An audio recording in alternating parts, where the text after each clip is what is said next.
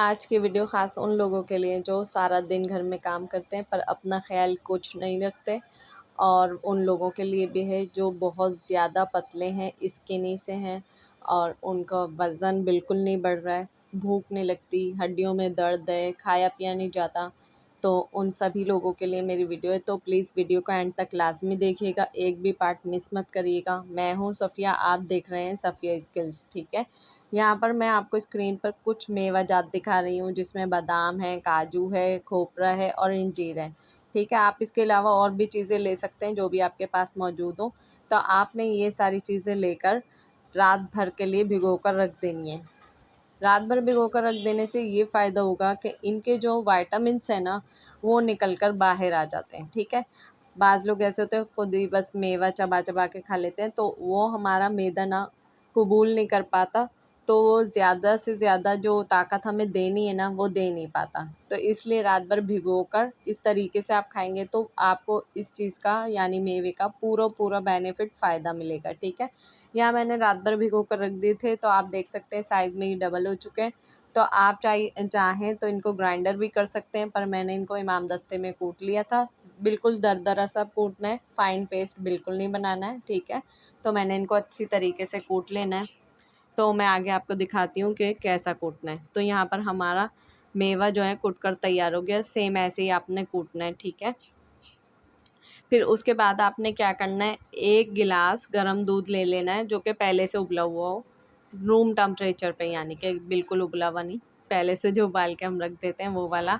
तो आपने यहाँ एक पैन ले लेना है, उसमें 2 चम्मच तेल गरम कर लेना है, और आप चाहे तो देसी घी भी ले सकते हैं और उसमें 1 अदद लौंग का भगार भी कर सकते हैं, लेकिन मुझे लौंग ज़्यादा पसंद नहीं है, इसलिए मैंने खाली प्लेन ऑयल ही लिया है और उसमें मैंने ये मेवे को डाल के ना भून लिया है, ठीक है। आपने भी अच्छी तरीके से भून लेना है ताकि मेवे का जो कच्चापन है ना, वो निकल जाए।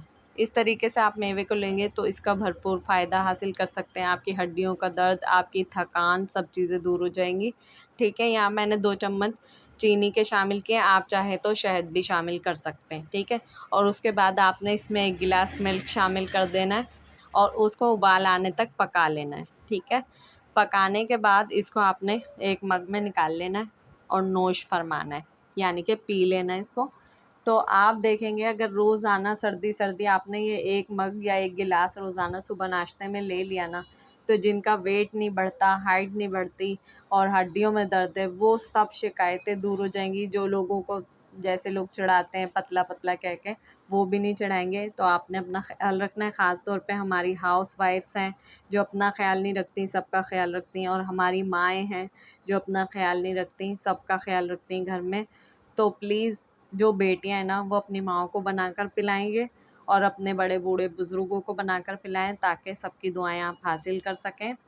तो चलिए वीडियो को एंड करते हैं, मिलते हैं नेक्स्ट वीडियो में। प्लीज़ मेरे चैनल को लाइक शेयर एंड सब्सक्राइब करें, साथ में लगे बेल नोटिफिकेशन को ऑल पर हिट कर दीजिएगा ताकि मेरी तमाम वीडियोस का नोटिफिकेशन आपको बर वक्त मिल सके। और ऐसी वीडियोस देखने के लिए आप प्लेलिस्ट को भी चेक कर सकते हैं, मैंने प्लेलिस्ट बना दी है, उसमें भी आप जाकर चेक कर सकते हैं, वहाँ आपको हर तरह की वीडियोज़ मिल जाएंगी। चलिए ओके, अल्लाह हाफिज़, कीप वॉचिंग सफ़िया स्किल्स।